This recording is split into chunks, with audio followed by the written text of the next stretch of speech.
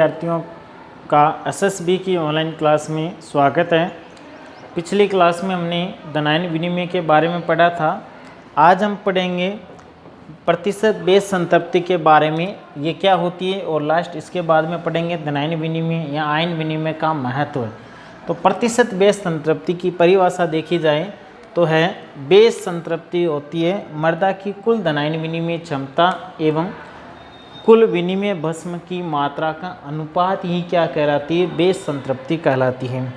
यानी कहने का अर्थ है, यदि प्रतिशत बेस संतृप्ति पूछी जाए, बेस संतृप्ति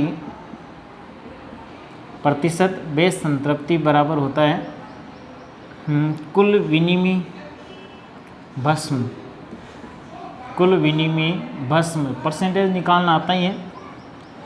तो कुल विनिमय भस्म कितने हैं और उस मृदा की कुल धनायन विनिमय क्षमता कितनी है। धनायन विनिमय क्षमता सेंटीमोल प्रति केजी, और ये भी सेंटीमोल प्रति केजी इंटू 100 कर देंगे, क्योंकि परसेंटेज पूछा गया है तो 100 करेंगे। और केवल बेस संतृप्ति पूछी जाए तो कुल विनिमय भस्म और कुल धनायन विनिमय क्षमता का अनुपात निकाल देंगे।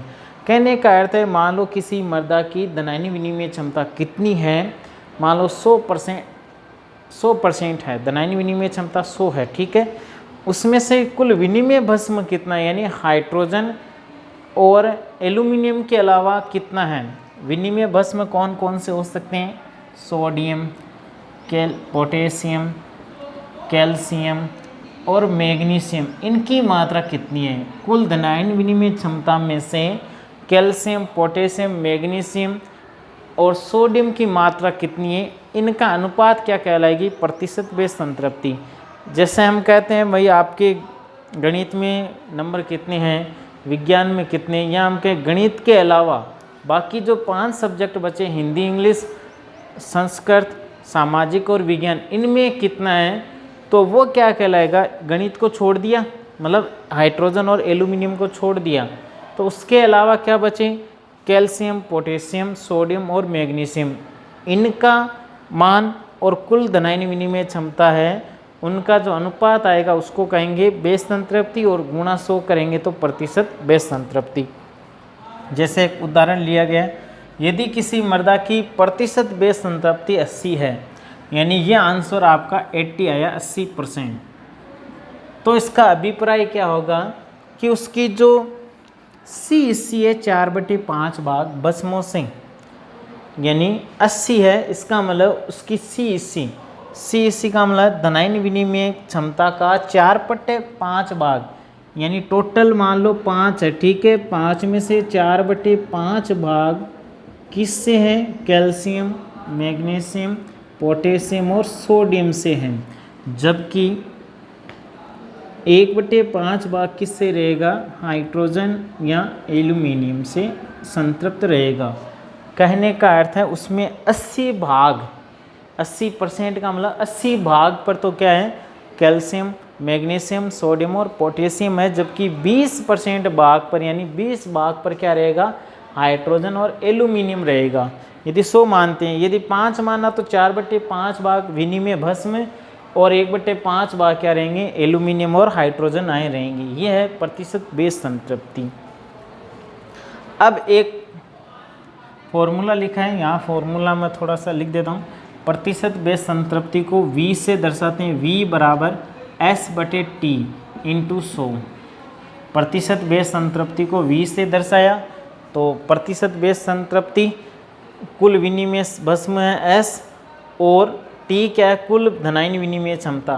तो यहाँ लिखा T - S, यानी कुल धनायन विनिमय क्षमता व भस्म विनिमय, कुल विनिमय भस्मों का जो अंतर होगा वो मृदा में उपस्थित क्या होगी, हाइड्रोजन या एल्यूमिनियम आयन की मात्रा। अभी यहीं से पता चल रहा है कि किसी की बेस संतृप्ति 80 है, तो 80 का मतलब क्या हुआ कि 80 भाग पर क्या है, धन है कैल्शियम, पोटेशियम, मैग्नीशियम है, और 20 भाग पर क्या है, हाइड्रोजन और एल्यूमिनियम है। तो यहाँ से भी हमें पता चल जाएगा कि कुल धनायन विनिमय क्षमता कितनी है।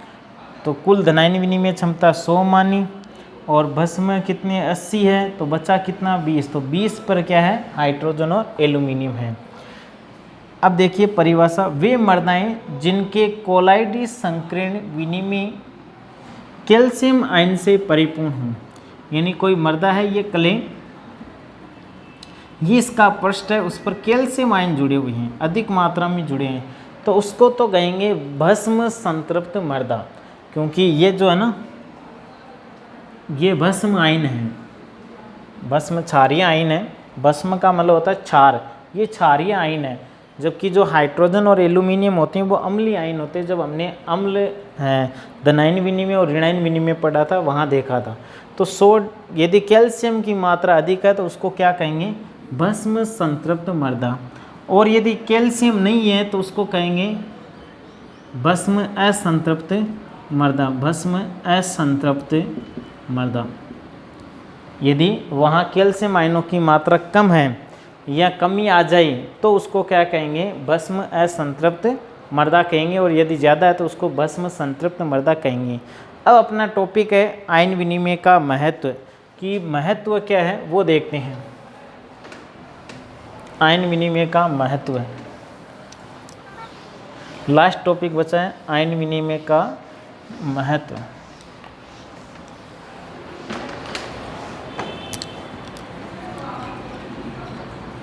आयन विनिमय का महत्व, आयन विनिमय का महत्व है कि महत्व क्या है पौधों में ये, तो सबसे पहले हम कहेंगे जैसे पोटेशियम है, मैग्नीशियम है, कैल्शियम है, सोडियम है, ये प्राप्त होंगे, यानी ये सभी क्या है पोषक तत्व है, पोषक तत्वों की पर्याप्तता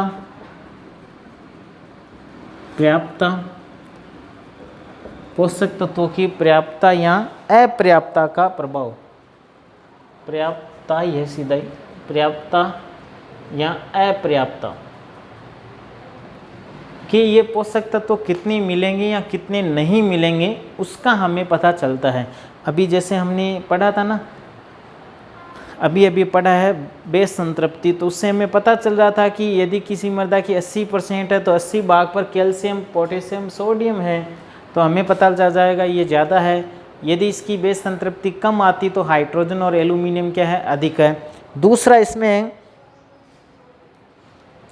कि हमें पता चलेगा कि मृदा पर कौन से धनायन अधिक है। दूसरा हमें पता चलेगा मृदा में किस धनायन की प्रधानता है, किस धनायन या धनायन ही लिख देते हैं की प्रधानता है,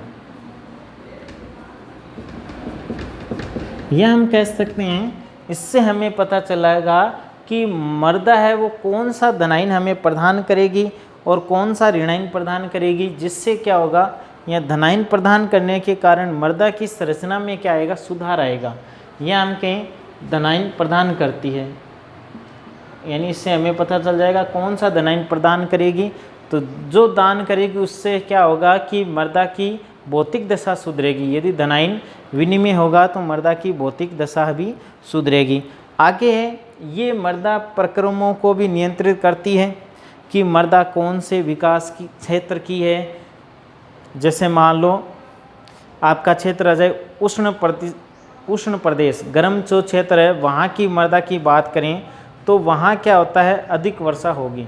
यानी जहाँ पर अधिक वर्षा होती है, वर्षा होने के कारण जो भस्म है जैसे कैल्शियम, मैग्नीशियम, पोटेशियम और सोडियम, वर्षा अधिक होने के कारण वर्षा अधिक मान लो वहाँ पर क्या हुई वर्षा अधिक हुई, तो वर्षा अधिक होने के कारण कैल्शियम, मैग्नीशियम, पोटेशियम, सोडियम क्या होंगे लीचिंग द्वारा, लीचिंग क्रिया होती है या निच्छालन द्वारा क्या होंगे नीचे चले जाएंगे, यानी ज़मीन में चले जाते हैं। पानी है, पानी के साथ बहकर विनिमयशील है, नीचे चले जाएंगे तो मृदा कैसी हो जाएगी अम्लीय हो जाएगी। तो मृदा कैसी हो जाती है अम्लीय, क्योंकि लीचिंग होगा तो क्षारीय आयन नीचे चले गए तो मृदा पर बढ़ेंगे क्या H+ और एल्यूमिनियम आयन, तो इसलिए मृदा क्या होगी अम्लीय। और जहाँ पर वर्षा कम होती है तो वहाँ पर कैल्शियम आयन नीचे नहीं जा पाएंगे, मृदा कैसी रहेगी क्षारीय रहेगी।